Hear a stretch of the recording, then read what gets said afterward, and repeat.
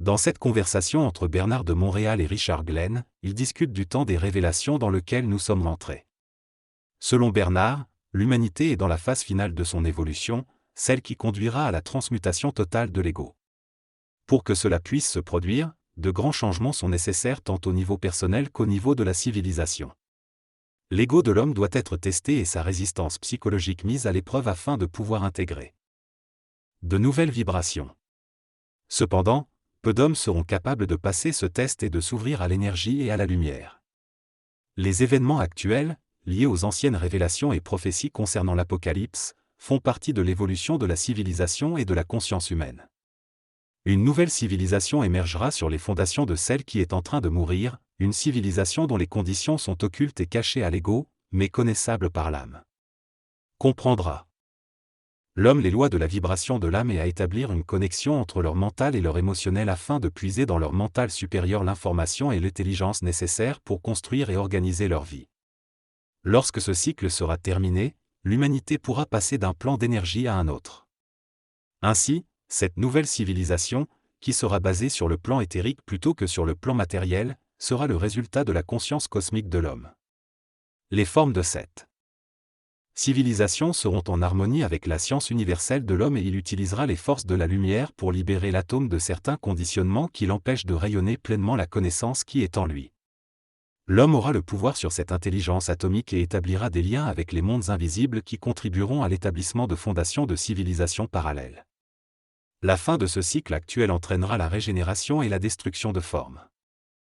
Ainsi une nouvelle impulsion à la civilisation et aux races planétaires.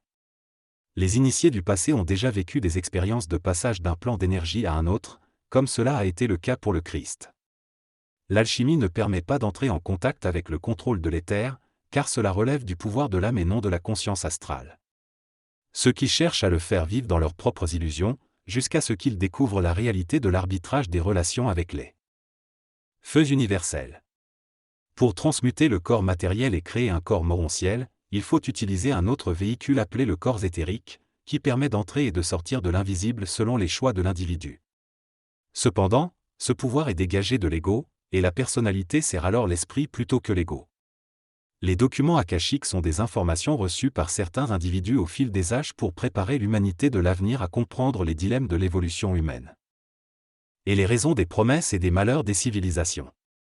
L'homme ayant des limitations de communication directe avec les plans de l'âme, il a besoin de l'aide de ces individus pour accéder à ces informations et développer des termes philosophiques personnels pour comprendre les événements qui dépassent son contrôle.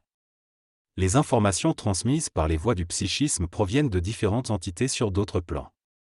Cependant, il est important de noter que toutes les informations ne sont pas fiables, car il y a eu des forces cherchant à retarder l'évolution de l'homme ainsi que des forces cherchant à l'aider. Les textes psychiques ne concordent pas toujours parfaitement et peuvent contenir des erreurs dues aux limites de l'intellect humain. Ces textes sont donnés pour aider l'homme individuellement, mais une fois qu'une personne est en contact avec son âme, elle n'a plus besoin de ces textes car elle a elle-même l'information nécessaire à sa propre évolution. Certains grands hommes, comme Jean, ont réussi à faire passer des messages qui restent essentiellement inchangeables. Il est important de faire preuve de discernement et de se méfier des informations reçues du psychisme aujourd'hui, notamment en ce qui concerne l'Apocalypse, car elles peuvent susciter la terreur et la crainte sans être issues des entités ayant une vision globale et hors du temps. Quant à la bibliothèque du Vatican et à la pyramide d'Égypte, l'orateur n'y accorde pas d'intérêt et souligne que l'homme doit cesser de chercher à l'extérieur pour trouver des réponses, mais plutôt se tourner vers l'intérieur de lui-même pour trouver l'équilibre avec ses propres énergies. L'auteur affirme que la connaissance se trouve en chacun de nous et que nous devons la chercher en nous-mêmes, plutôt que de la rechercher à l'extérieur. Selon lui, les connaissances extérieures sont des outils qui peuvent préparer notre esprit, mais nous devons ouvrir nos propres portes intérieures pour réellement comprendre ce qui se passe autour de nous. Il critique aussi ceux qui dépensent trop de temps et d'énergie à la recherche de mystères et d'invisibles, affirmant que l'imagination n'est pas ce qui nous manque le plus, mais plutôt la précision de ce que nous savons intérieurement. L'auteur fait ensuite un test sur le sentiment intérieur des gens concernant une éventuelle troisième guerre mondiale, constatant que seulement une minorité ressentent cette possibilité. Il souligne que même si les gens ressentent intérieurement quelque chose, cela ne signifie pas que tout le monde a raison, et que parfois les gens se trompent. Il explique que le développement de la conscience ne se fait pas du jour au lendemain, et que pour réellement savoir, il faut être capable de communiquer mentalement avec son âme. L'auteur veut bouleverser l'approche ésotérique qui cherche à fournir de l'information à l'homme et le pousse à essayer de comprendre les mystères du temps moderne. Selon lui, l'homme doit plutôt se comprendre lui-même et découvrir la vibration en lumière entre son ego et son âme. C'est en étant en harmonie avec cette vibration que l'homme peut être en sécurité, peu importe ce qui se passe dans le monde matériel. Dans cet extrait, le narrateur exprime sa vision de l'évolution de l'humanité. Il affirme que chaque être humain possède une lumière et une intelligence en lui, et qu'il lui suffit d'ouvrir la porte de son esprit pour ressentir la vibration de cette intelligence cosmique. De demain, avec une autre intelligence, ne vivra plus dans le passé mais se tournera vers l'avenir. Il devra comprendre parfaitement son ego et le mettre au service de son esprit pour évoluer. L'homme de demain aura des capacités telles que le pouvoir sur la matière, la télépathie et le voyage à travers les mondes parallèles. Cependant, il ne pourra pas s'appuyer sur les connaissances anciennes, car sa personnalité aura été transformée et ajustée à l'esprit. Le narrateur précise également que certains individus qui se réincarnent aujourd'hui ont accumulé une réserve de mémoire de leurs expériences passées, mais que cette mémoire ne sera plus utile à l'homme de demain, dont la personnalité sera alignée avec l'esprit. L'auteur souligne enfin que la communication entre l'âme et l'ego sera essentielle pour découvrir sa propre immortalité. Dans cette discussion, il est souligné que les connaissances et les cycles d'évolution de l'humanité sont interdépendants. Les connaissances acquises dans un cycle peuvent ne plus être utiles lorsque l'humanité entre dans un nouveau cycle. Dans le cycle à venir, l'homme ne pourra plus penser de la même manière, ce qui remettra en question l'utilité des connaissances actuelles. Cependant, dans ce nouveau cycle, l'homme pourra accéder à la fois au plan matériel et immatériel, ce qui lui permettra de vivre une civilisation matérielle tout en ayant accès à des réalités invisibles. Certains hommes auront la capacité de traverser ce nouvel état, mais cela nécessitera une transmutation tant au niveau physique qu'éthérique. Il est noté que certains hommes ne pourront pas développer un corps morontiel dans ce cycle, mais qu'ils pourront le faire ultérieurement. La majorité des hommes sont soumis à la loi de réincarnation et de retour, et ne pourront pas accéder au plan éthérique tant que leur ego n'aura pas atteint un certain niveau d'évolution.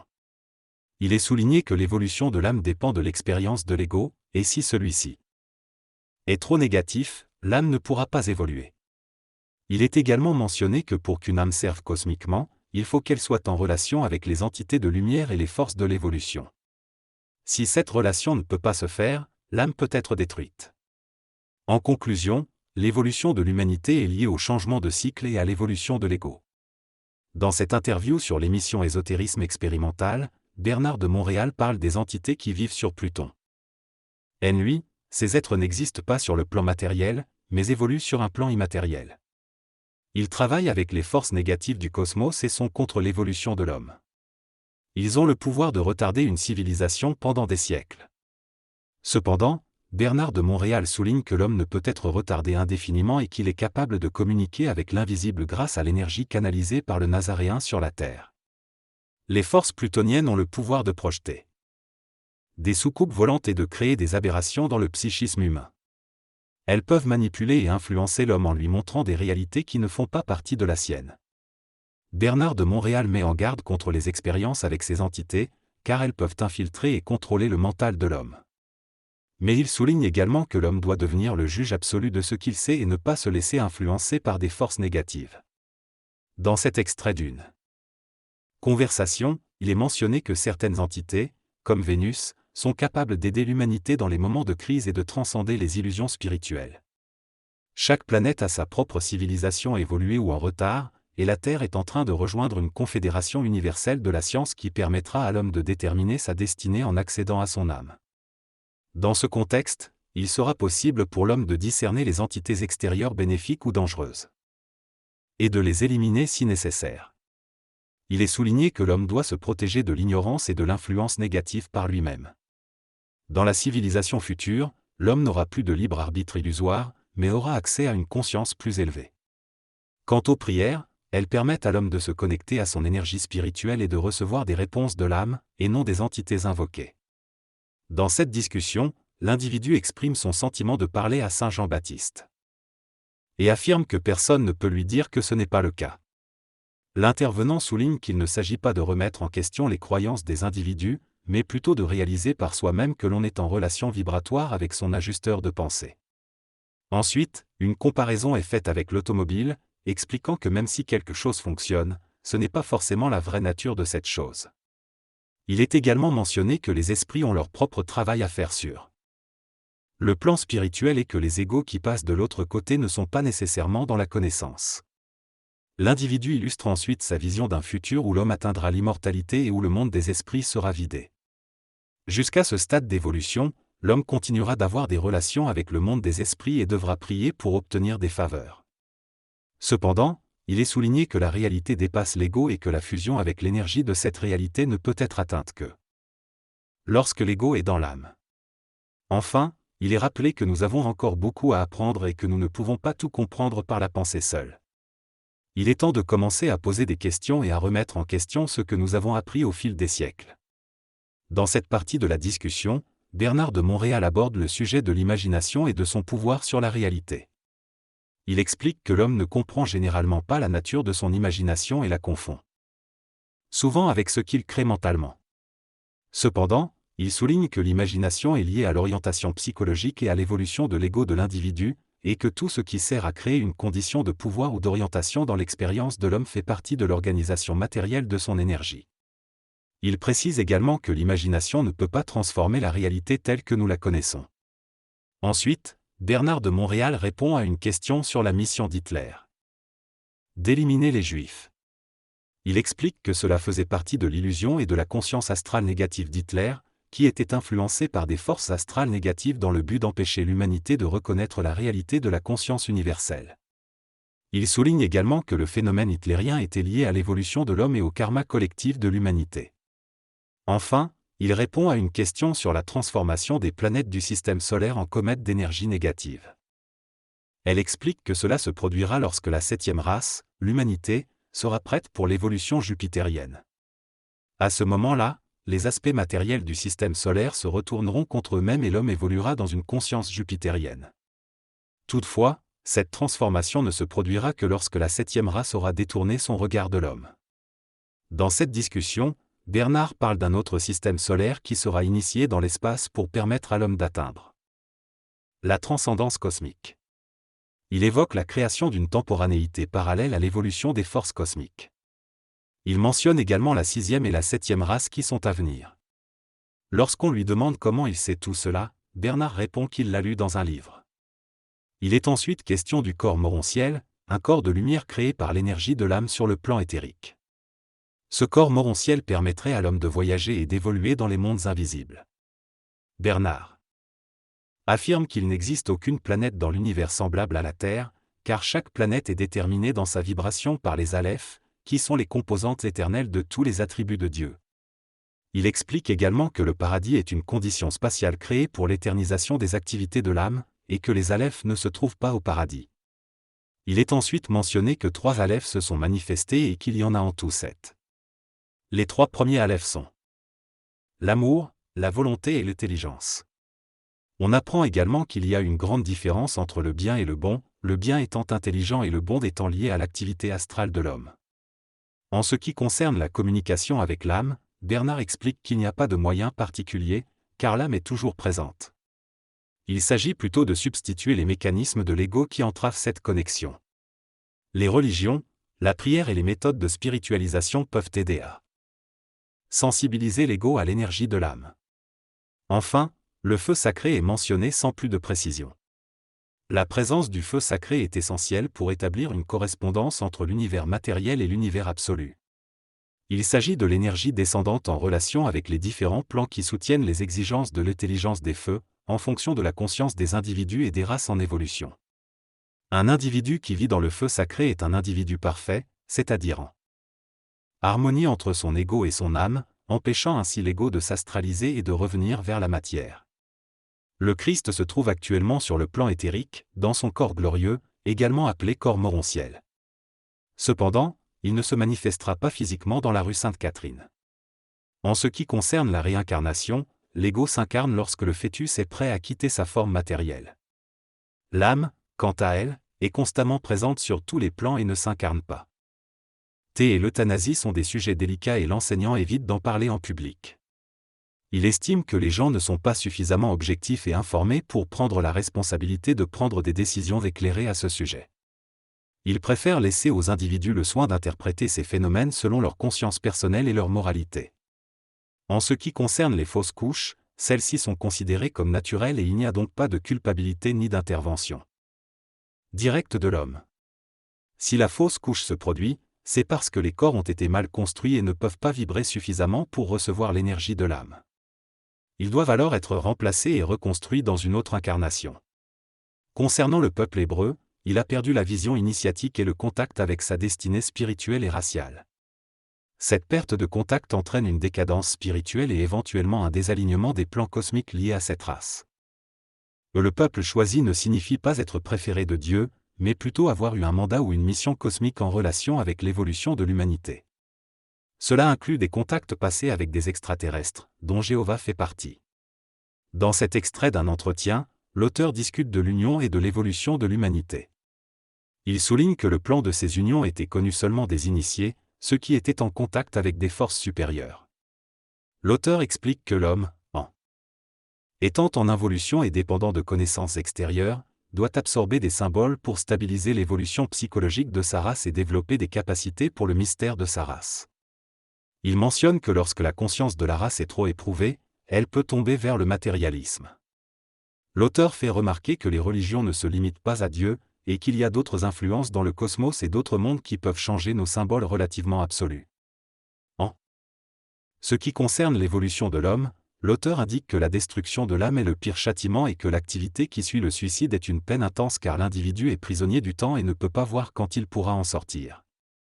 L'auteur précise que le pire châtiment est la destruction de l'âme, mais que l'ego n'est pas impliqué dans ce processus. L'auteur mentionne également que les initiés sont différents des saints et qu'ils n'ont pas de libre arbitre, étant plutôt libres et devenant des canaux entre les plans supérieurs et les êtres avec lesquels ils travaillent. Il indique qu'un initié a le don de sa personnalité pour pouvoir assumer sa tâche sur une planète. Enfin, l'auteur affirme que le plus grand cadeau pour l'homme est la conscience, qui lui permet d'être libre, d'accéder à des mondes parallèles à la matière et de développer le pouvoir de la volonté pour travailler sur d'autres plans et d'autres mondes. La conscience est décrite comme l'aboutissement ultime de l'homme. Dans cette conversation, Bernard de Montréal aborde différents sujets liés à la spiritualité et à l'évolution de l'homme. Il mentionne que l'homme devient total dans la conscience universelle et que cela le transforme en surhomme, appartenant à une autre race et échappant aux lois de l'évolution de la civilisation. Il aborde également le concept d'illumination et de nirvana, expliquant que ceux qui persistent dans l'évolution vers le nirvana peuvent devenir de grands maîtres, mais qu'ils doivent ensuite atteindre la 7e initiation pour devenir des êtres totalement libres de la forme. Il met en garde contre l'illusion du nirvana et souligne que la spiritualité de l'homme est en constante évolution. Concernant l'hypnose collective, Bernard de Montréal explique qu'il y a un rapprochement entre son esprit et celui des personnes présentes dans la salle et que ceux qui sont suffisamment sensibles peuvent comprendre ces paroles sans forcément les interpréter intellectuellement. Interrogé sur l'astrologie et la magie, Bernard de Montréal affirme qu'elles font partie des connaissances du passé et que tant qu'elles sont utilisées comme outils et non subies comme des contrôles symboliques, elles peuvent être intéressantes. Il souligne également que l'homme n'a pas besoin de ces pratiques pour connaître l'avenir ou autrui, il lui suffit de savoir. En ce qui concerne la cosmogonie d'Urantia et les termes utilisés par Sri Aurobindo, Bernard de Montréal reconnaît la valeur de ces enseignements, mais rappelle que la connaissance ne réside pas seulement dans les livres, mais dans l'expérience personnelle. Il reconnaît également le statut de grand être et de grand maître de Sri Aurobindo, soulignant son explication du phénomène de la conscience supramentale. Dans cette session d'interrogation, la personne interrogée, nommée Boulvarem, parle de différentes figures spirituelles, telles que Mikhaël Ivanov et Madame de Sergerie, louant leur contribution et leur recherche de vérité. BDM explique que les mots développés par ces individus sont précis et véhiculent exactement ce qu'il veut dire, soulignant qu'il est inutile d'utiliser de nouveaux termes pour créer plus de confusion dans l'esprit des gens. En ce qui concerne la maladie mentale, BDM affirme qu'elle est la dernière des maladies, résultant de la confrontation entre l'ego de l'homme et des vibrations qu'il ne peut pas comprendre ni supporter. L'ignorance de l'homme aggrave son état mental et le pousse à croire en ce qu'il voit, que ce soit par les yeux du corps ou par les yeux de l'esprit. BDM mentionne également les troubles sociaux tels que les divorces et la drogue, expliquant qu'ils font partie du tumulte que l'humanité doit traverser en raison de l'évolution rapide de l'ego humain. L'homme doit dépasser son ego personnel pour pouvoir accéder à sa conscience prépersonnelle et à son esprit, évitant ainsi d'être influencé par des relations basées sur une conscience astrale non ajustée à une conscience supramentale. En ce qui concerne la création, BDM répond qu'il est important de dépasser l'état d'esprit du questionnement, car cela fait partie de l'ego. Une fois que l'on est dans la connaissance, on n'est plus intéressé à la recherche de la connaissance et on est en paix avec soi-même. Quant au soleil noir, BDM souligne qu'il est préférable de cesser de se casser la tête et de vivre une vie plus paisible, ne donnant aucune indication sur son activation ou sur l'année spécifique à laquelle cela se produira. Enfin, concernant le mouvement Ekankar, BDM le considère comme un bon mouvement dont le cœur est grand, mais dont le corps commence à s'appauvrir. Dans cet extrait, le conférencier parle du mouvement spirituel et de son importance, mais souligne que ce sont les humains qui dégradent cette belle vibration en raison de leur ego et de leur orgueil spirituel. Il explique que les doctrines spirituelles créent des divisions entre les individus en appliquant des formes qui s'adaptent aux personnalités. Cependant, il soutient que les hommes doivent dépasser leur personnalité pour vivre de manière universelle et au-delà des formes. Concernant les faux prophètes, le conférencier affirme que c'est à chacun de les reconnaître en écoutant son propre discernement intérieur. Il met en garde contre les révélations provenant de sources psychiques comme les médiums et les voyants, car elles peuvent être manipulées par l'esprit de l'homme.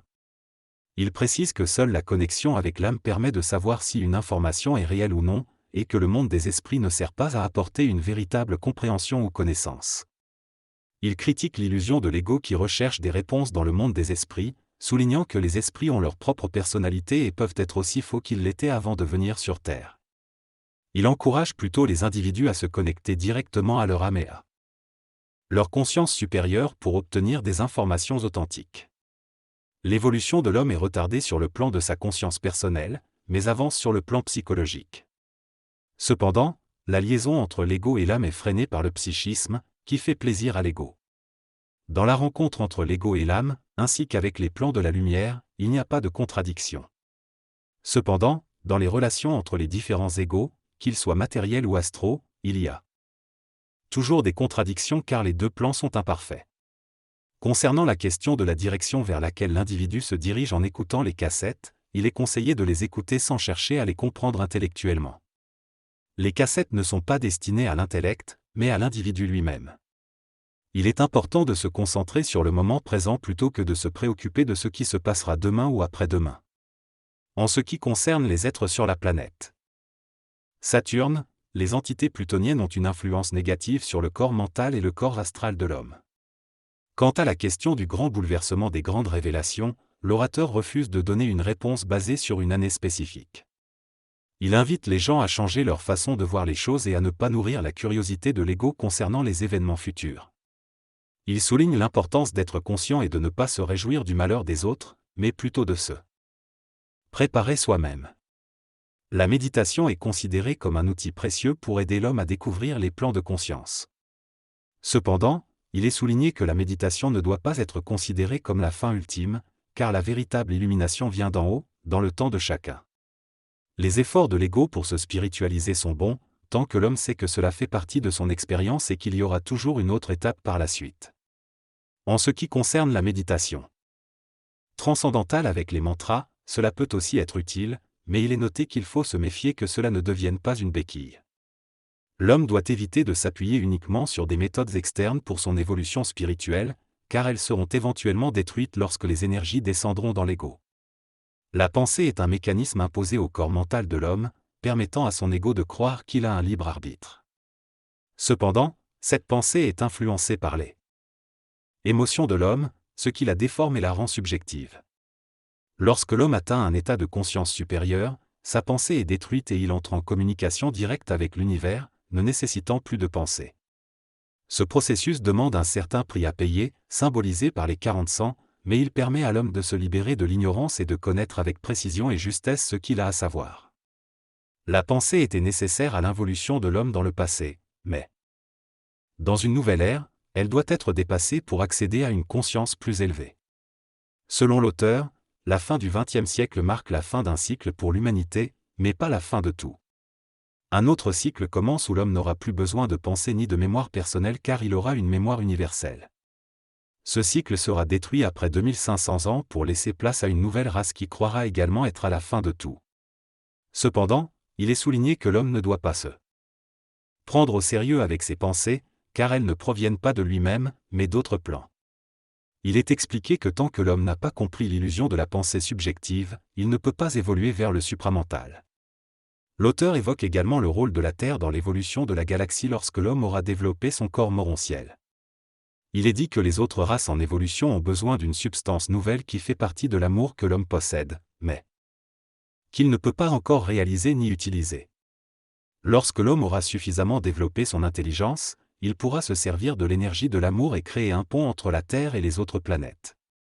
Cela permettra à la hiérarchie de renverser le temps et de terminer l'évolution du système solaire. Les extraterrestres ont besoin de l'homme pour changer leur vision et enregistrer la faculté de l'amour de l'homme. Une fois cela réalisé, ils pourront puiser suffisamment d'énergie dans la conscience planétaire pour changer leur temps et devenir des êtres suprêmes. Ce secret des extraterrestres sera révélé lors de conclaves interplanétaires lorsque l'homme sera assez puissant pour empêcher leur ingérence. De manière générale, nous devons contrôler l'évolution de notre galaxie et éviter que des armes vibratoires trop puissantes ne se développent et se propagent à travers elle. Si nous avions l'occasion de parler avec M. Miguer, qui a eu un contact extraterrestre, nous pourrions, en tant qu'être humain, lui et moi, discuter des raisons pour lesquelles les extraterrestres sont intéressés par la Terre. Ces raisons sont inconnues de l'humanité, mais elles sont connues par l'âme humaine. C'est pourquoi il est crucial que l'homme entre un jour dans la conscience de son âme afin de comprendre les plans de l'évolution cosmique. L'homme ne doit pas se mesurer à son passé, mais plutôt à son avenir, où son âme est prête à se fondre avec ceux qui sont dans la lumière. C'est dans cet état que la race humaine aura le privilège d'être les aînés, comme les races évoluées des autres galaxies. Nous ne pouvons plus nous permettre, en tant qu'être humain, d'être influencés de l'extérieur.